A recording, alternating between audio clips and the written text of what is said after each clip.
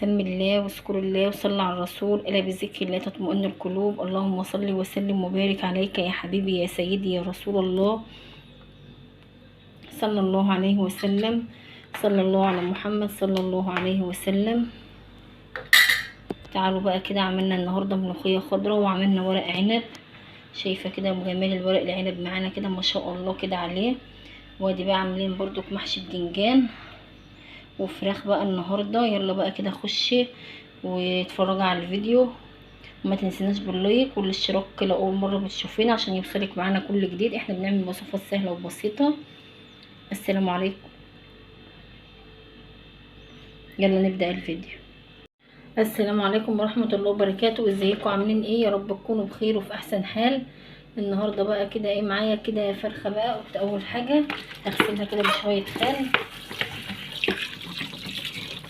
انتوا عارفين بقى الفراخ يعني او البطه او اي حاجه بتغسليها بخل يا دوبك ما بتغيبوش كده علشان ما تتهريش، بس معاكي شطفه بس كده يا دوبك على الماشي كده وتصفاها على طول عشان بس الحاجه ما تتهريش وياك. ماشي كده بقى شطفتها اهوت من الخل.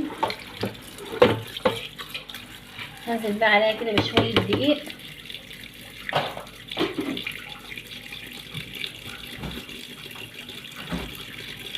واجيب بس ليمونه واجي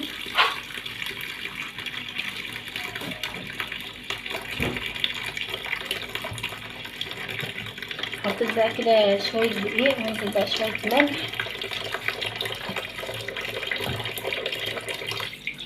ومعايا ليمونه اعصرها بقى كده ايه عليها وامسكها بقى ايه ادعكها وامسكها اركنها شويه لحد ما اشوف هعمل ايه. ثواني بقى كده نغسلها كده بالدقيق ونظبطها كده.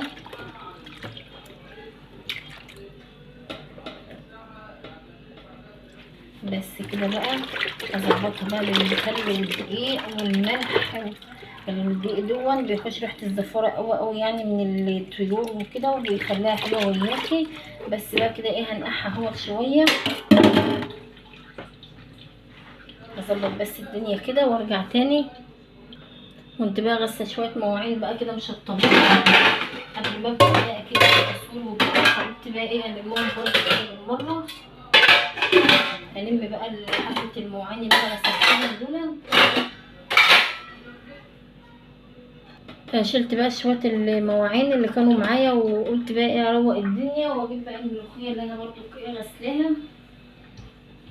كنت شطفاها كده شطفتين بقى وسبتها في الميه بتاعتها كده ايه شويه اصفيها برضو. يلا ابدا برضو كده ايه كمان شطفه بقى علشان امسكها كده وانشرها برضو. انتوا عارفين انا بحب يعني الملوخيه بغسلها الاول قبل ما بحب اغسلها يعني ايه قبل ما اقطفها وكده. لما بتتغسل قبل ما تقطفيها بتبقى حلوه معاكي قوي كده ايه وكويسه. انا بفضل يعني كده في غسيل الملوخيه.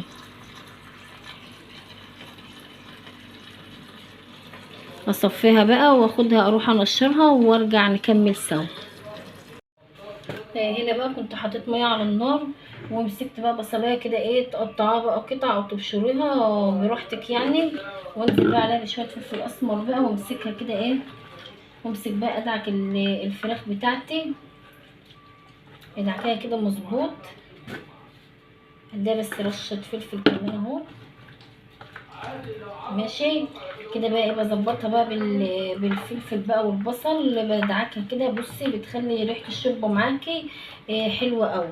شوفي بقى يعني كده ما بين اللحم برضو يعني اهي شايفه بدخل بقى كده ما بين اللحم كده وامسكها اظبطها. البصله المبشوره دي بالفلفل الاسمر انتوا عارفين طبعا انا مقدرش استغنى عنه واحنا عاملينها مع بعض قبل كده كتير.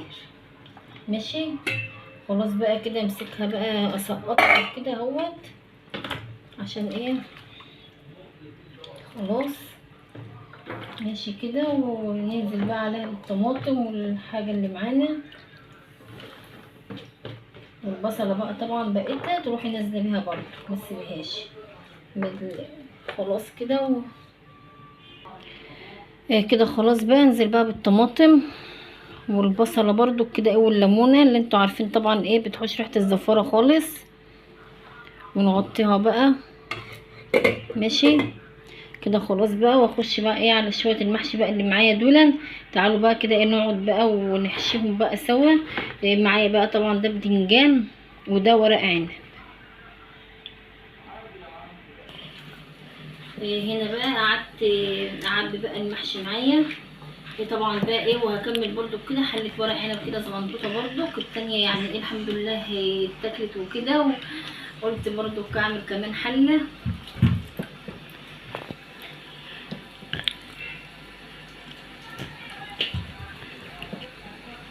يعني البدنجان لما دوت بقوره وبحمره بيكون احسن، يعني بصراحه انا بحب احمر البدنجان يعني بتدحرجيه بس كده في الزيت، مش تقليه قلي يعني بعد ما تقوريه بتدحرجيه في الزيت بيبقى حلو برضه. بس المره دي بقى يعني مش مستاهلين وكده، فقلت يلا بقى نعمله كده وخلاص.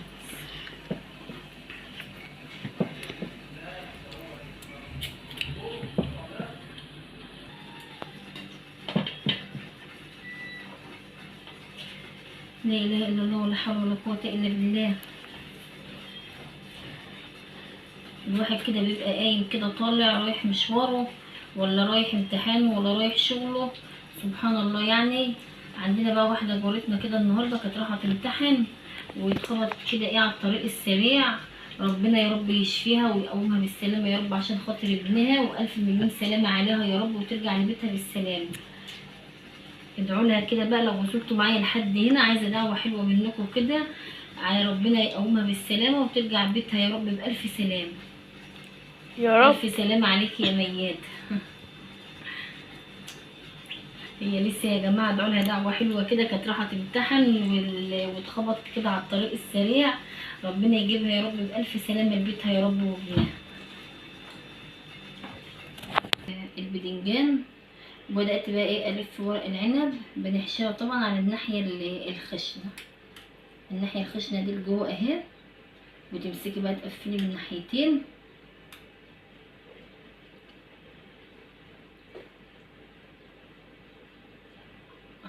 الصبع مقفول اهو من ناحيتين.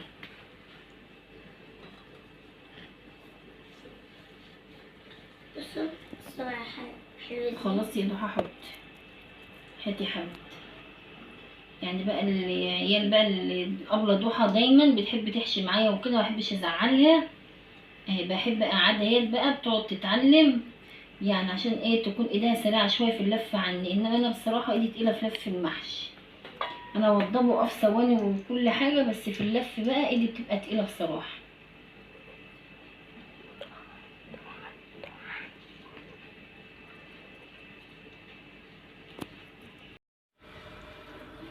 هنا بقى كنت خلاص زودت المحشي بتاعي شويه زيت بس كده، ايه الورق العنب ده عشان اللمعه بتاعته.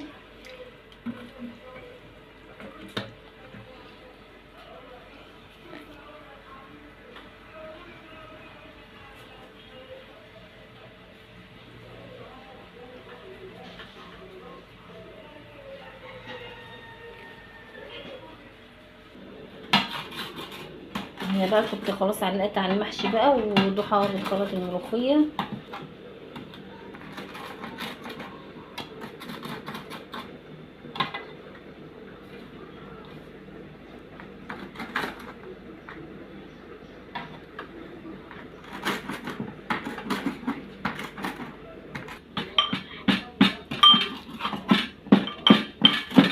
خلصنا بقى خلاص كده الملوخيه شطبتها اهوت، وضحى بقى بتدق الثوم، ورقه بتخلط الملوخيه.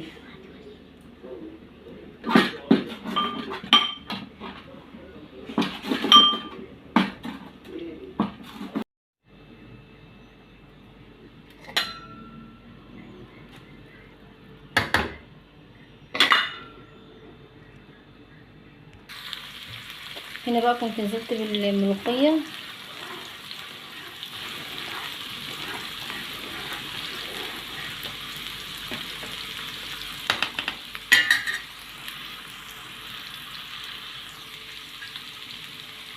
ودي بقى بعمل لها التوميه بقى بتاعتها.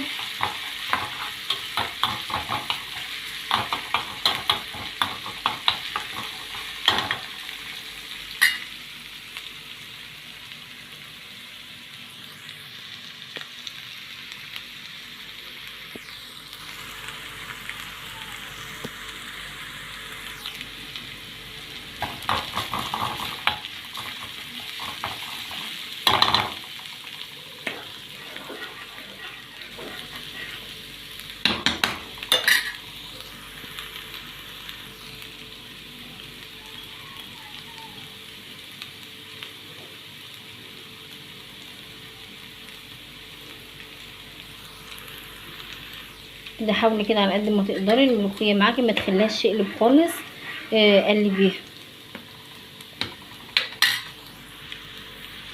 يلا بقى التوميه كده كانت خلاص، اطفي عليها بقى.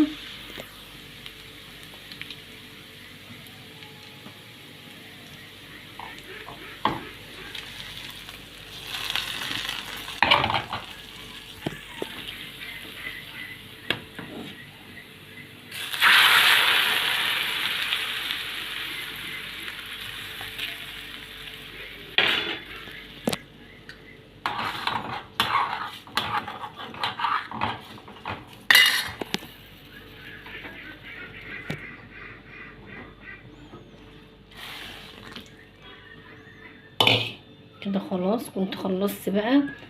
يا رب الفيديو يكون عجبكم بقى النهارده. وده بقى كان المحشي الباذنجان اللي معايا.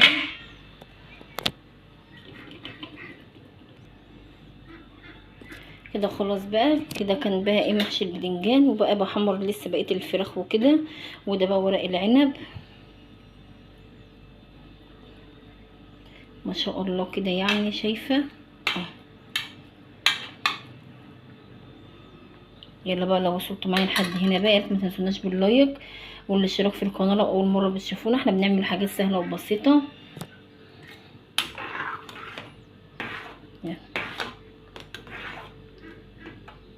شويه ملوخيه خضرا بقى كده من الاخر.